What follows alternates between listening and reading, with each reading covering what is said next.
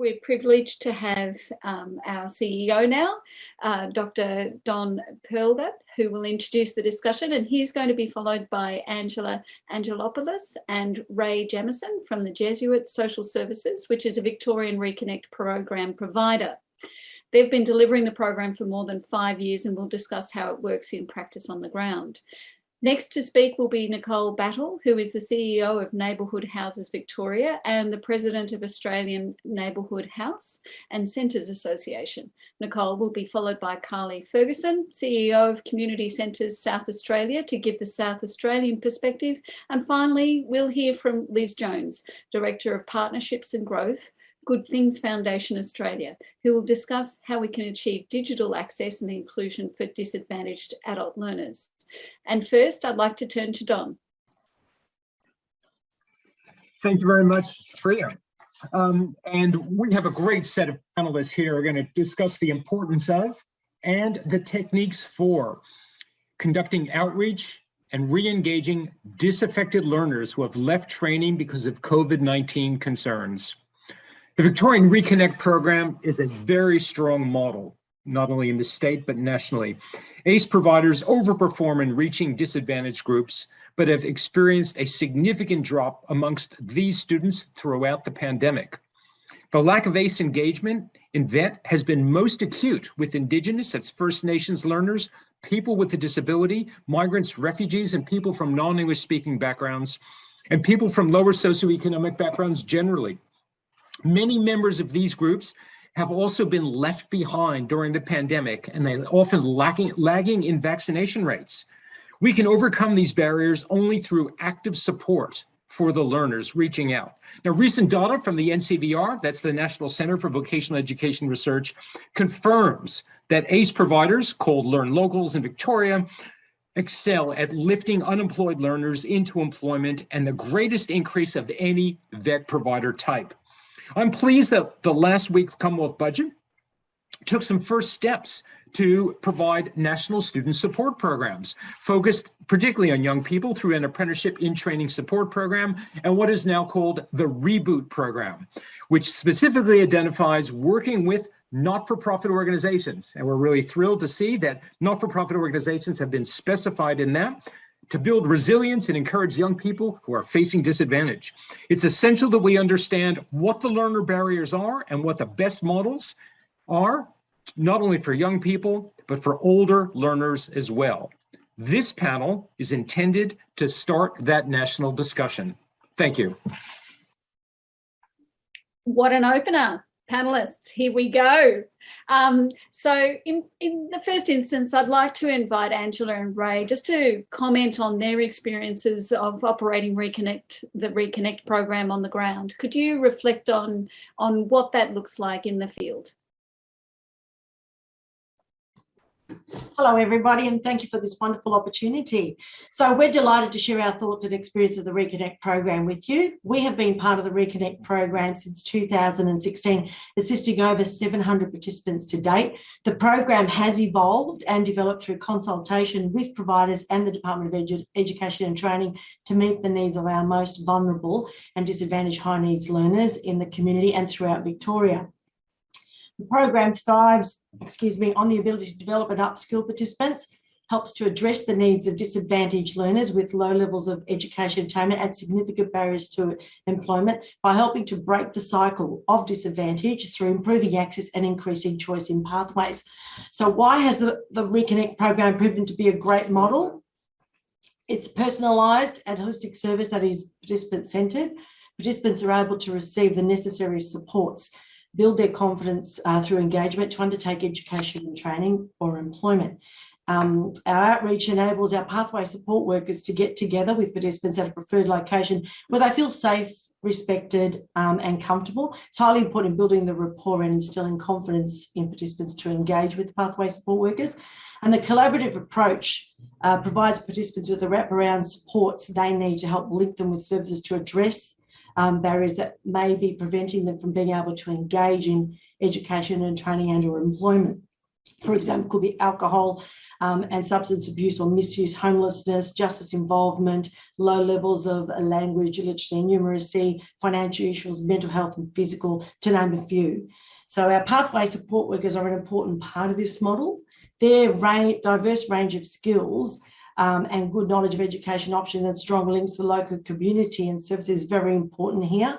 It helps to support participants to get connected with the necessary services they need to overcome these barriers, have the support they need to engage in education, training, and employment of their choice, and to help them get connected so they're able to sustain involvement as they transition towards social and financial independence. And at the end of the program, we work with participants to map out an ongoing strategy to help them continue on their journey post 18 months. Right. Okay.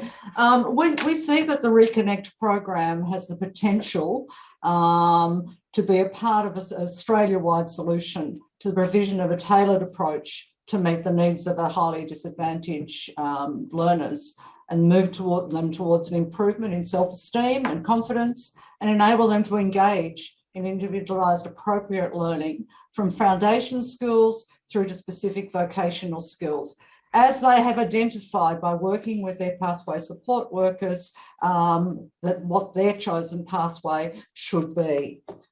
Our experience over the 5 years of the program throughout metropolitan Melbourne, including the fringe suburbs bordering on regional areas, has proven that the Reconnect model has the ability to adjust to a range of cohorts and integrate some of the silos that exist already between support services and adult education providers.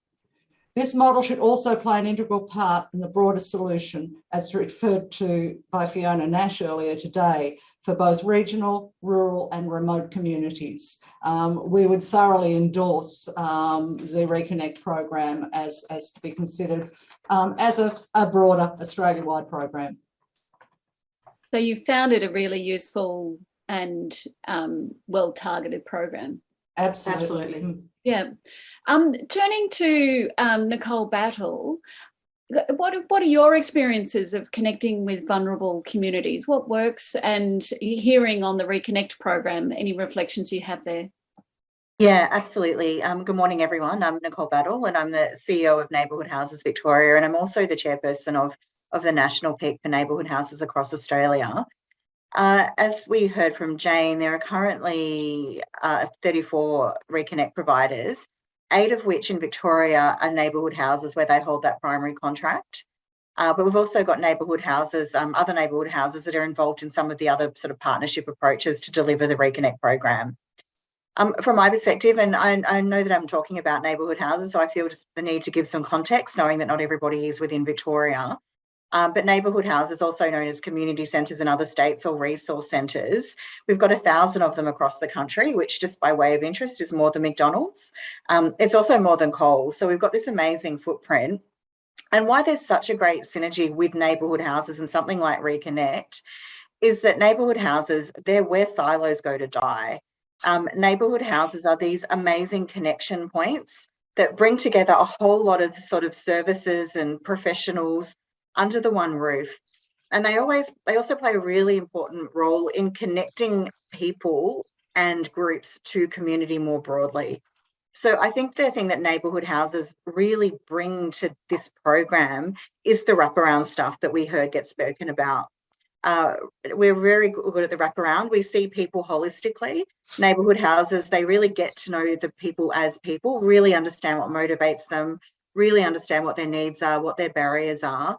And they take this incredibly holistic approach. So whilst the learners get involved in some amazing kind of learning opportunities, it's more than that. It is really having a group of people and having professionals that are interested in building up in their confidence, not just to participate in learning, but also to go out into community and get involved in sport or to get involved in other kind of community programs. So for me, I see that's where the real gold is in terms of Reconnect and that partnership with neighbourhood houses. Fantastic. And if we move to the west of our country, Kylie Ferguson, CEO of Community Centres South Australia, could you share with us a South Australian perspective on this question? You're on mute.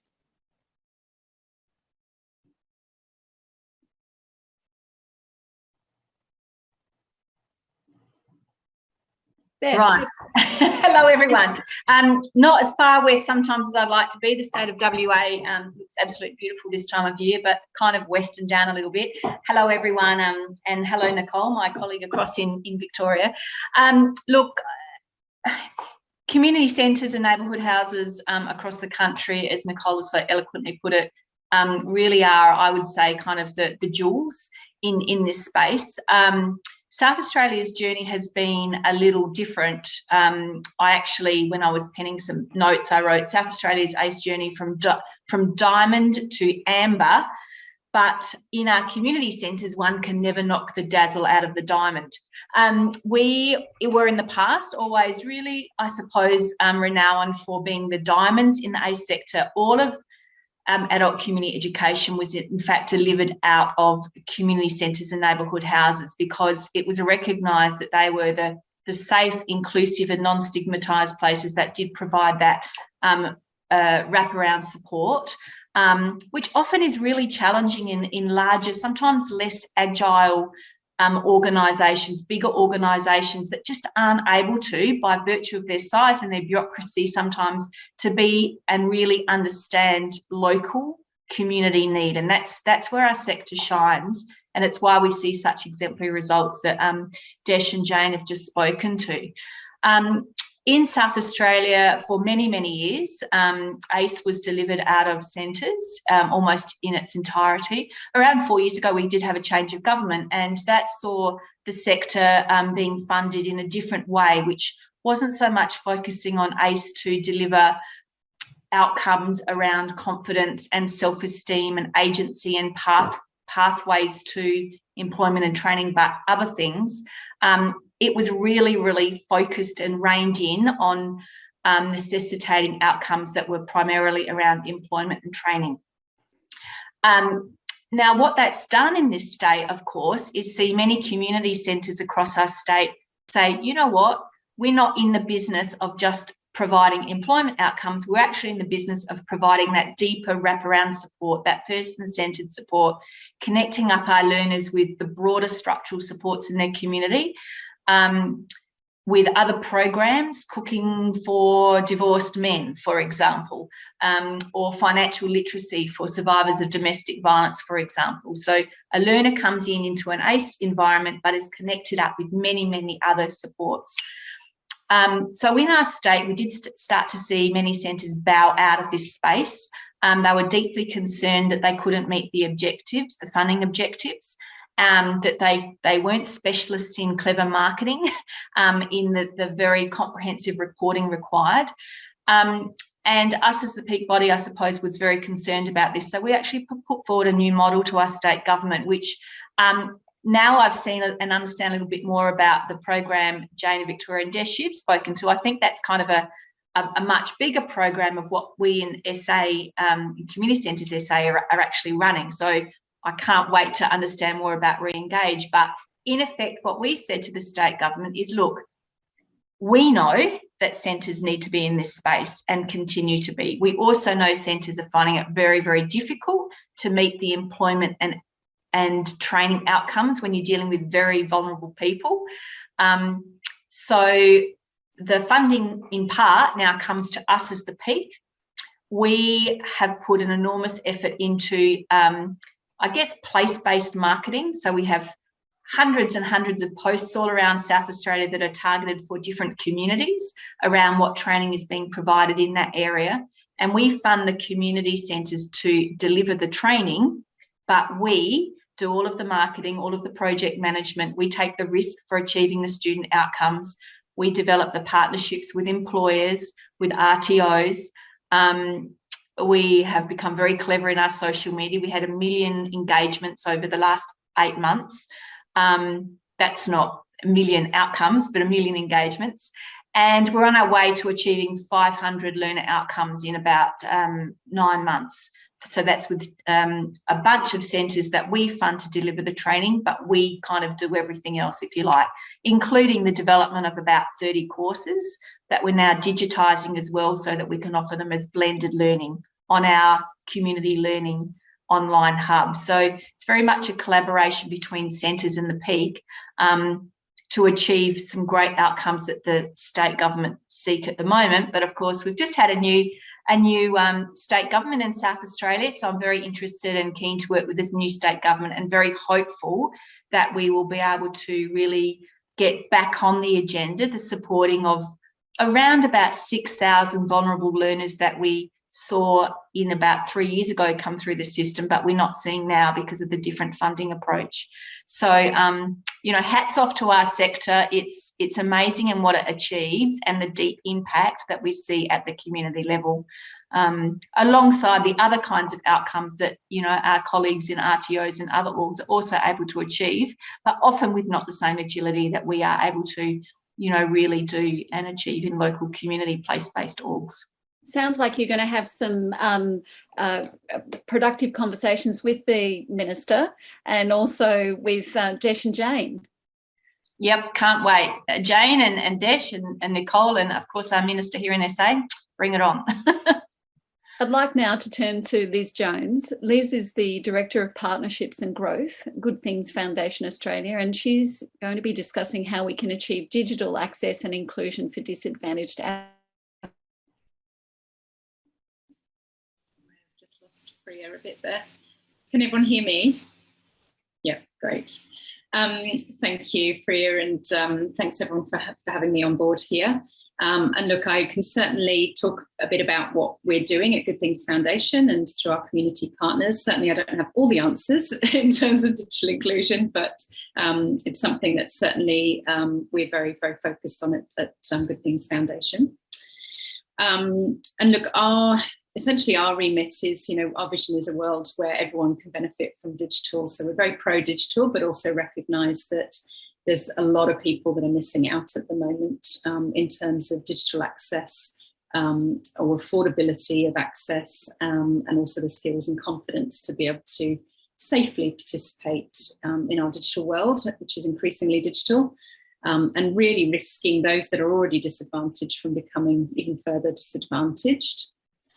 So we've worked both in Australia for the last nearly 5 years now, and in the UK for almost 10 years. And we have a networked model where we're very much building digital support into existing community support services.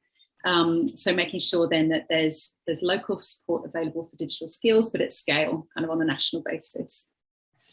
So we work to upskill and support community organisations, including quite a lot of community colleges and centres and neighbourhood houses, as we've been talking about in this last panel, so that they can themselves then deliver those digital supports to their communities and do it in a tailored way that's really appropriate for those communities that they're working with. And look, there's a lot of work happening, but there's certainly a lot more that needs to be done, and particularly with the increasing aspects of digital and kind of hybrid working environments, but also then in terms of that education and learning approaches moving forward since the pandemic.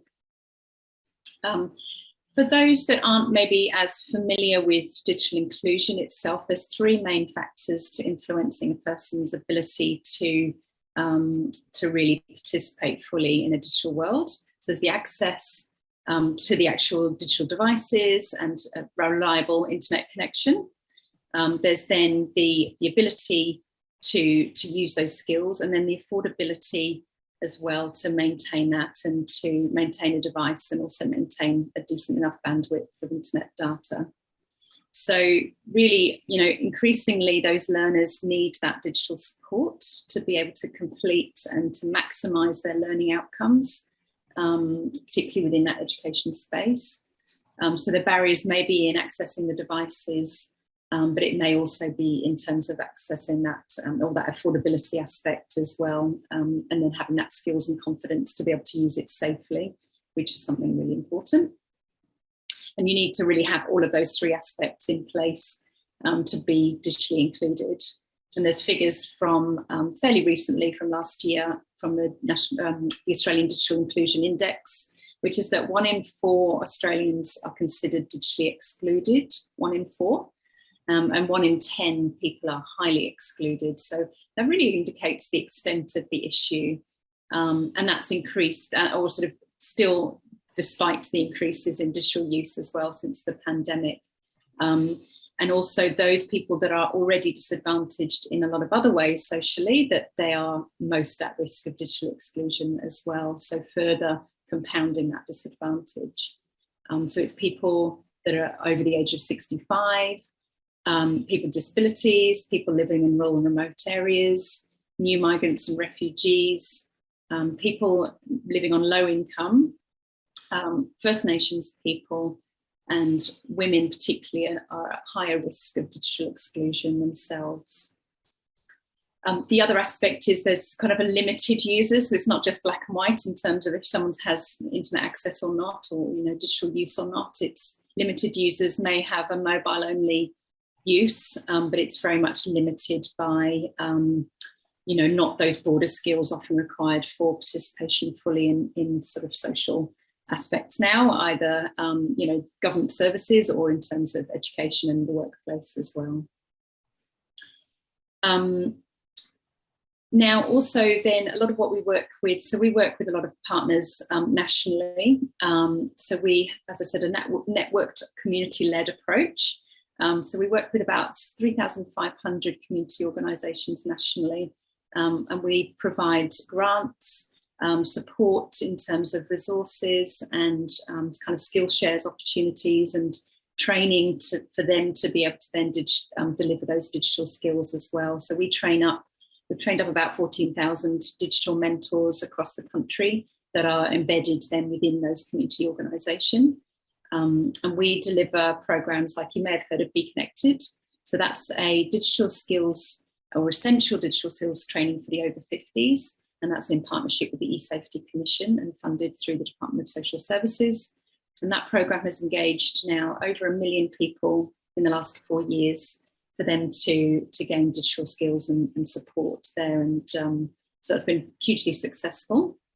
And really those community partners, it's very much driven by them in terms of the approach that they take to delivering those skills and that support. Many of them, it's extremely diverse. So many of them, in fact, over half of the network are located in regional, rural and remote areas in Australia.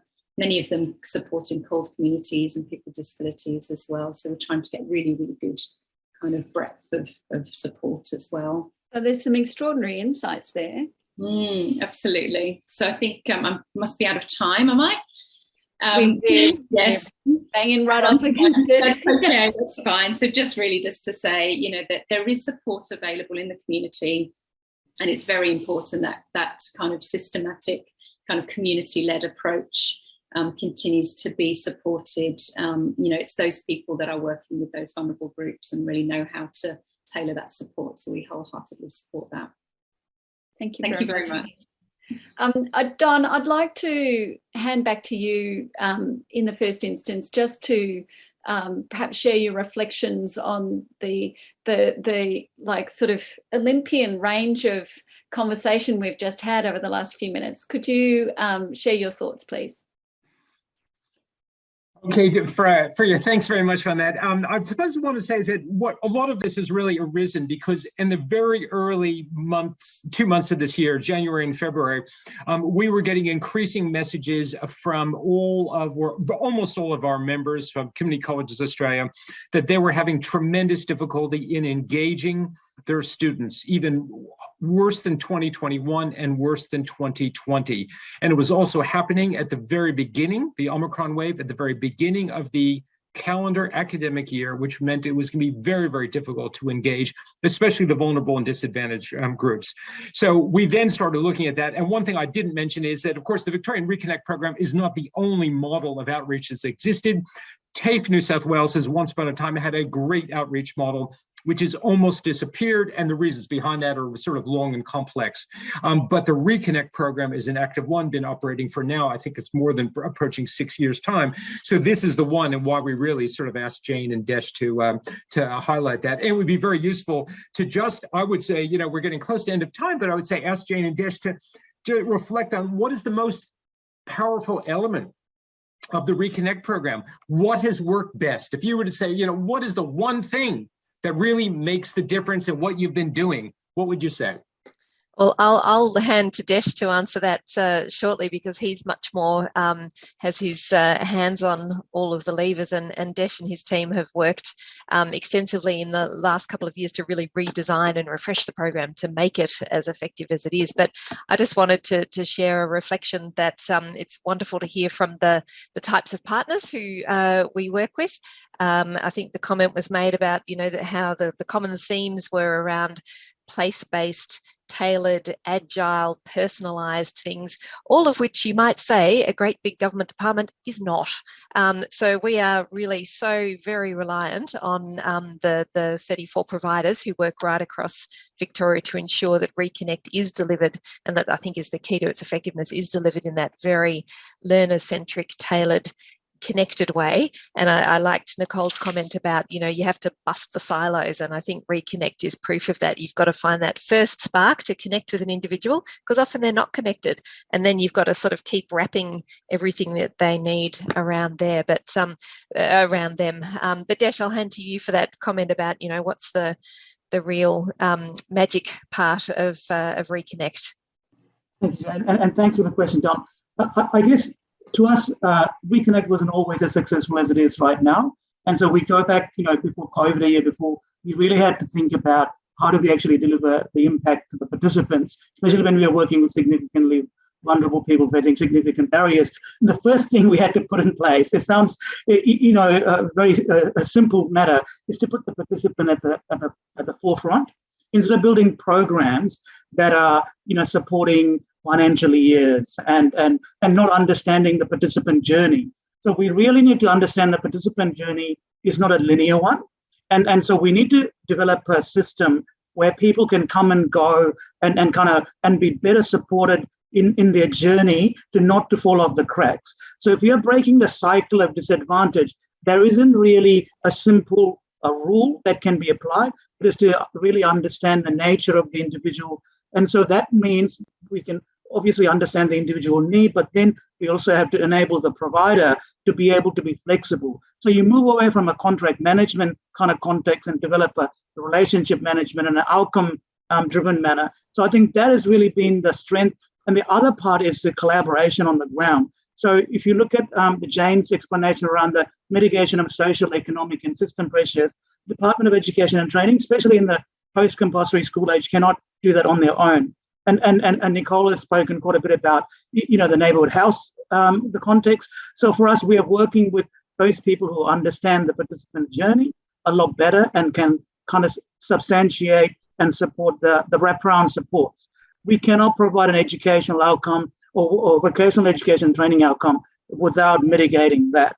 And that really requires working across government, more importantly, working across the community sector. And that's one of the reasons we brought in not just the TAFEs and the local RTOs, but also the community sector broadly to kind of support Reconnect, which is significantly increased outcome, because they understand the needs of the disadvantaged a lot better than government does, as well as our other traditional partners.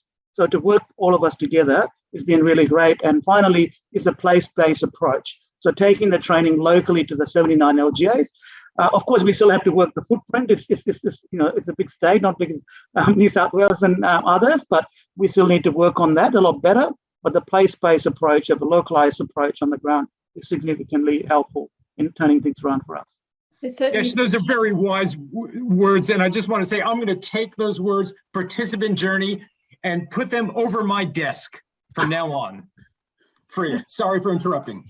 No problem at all. And I do feel that this panel, we could easily make this conference a full day and continue with this panel discussion, but we don't have the privilege of that today. And I guess that's the moment to spruik the September event, Don. Yes, thank you, Freya. It is very important to note that on 13th and 14th of September, we are planning a face-to-face conference of Community Colleges Australia in Sydney, and I can guarantee you that issues such as participant journey, re-engagement of the vulnerable and disadvantaged learner cohorts, utilization of our place-based strengths in the adult and community education sector will all be high on the agenda. Within a week or two, we'll be republicizing the conference, and we hope to see as many people there as possible. Thanks.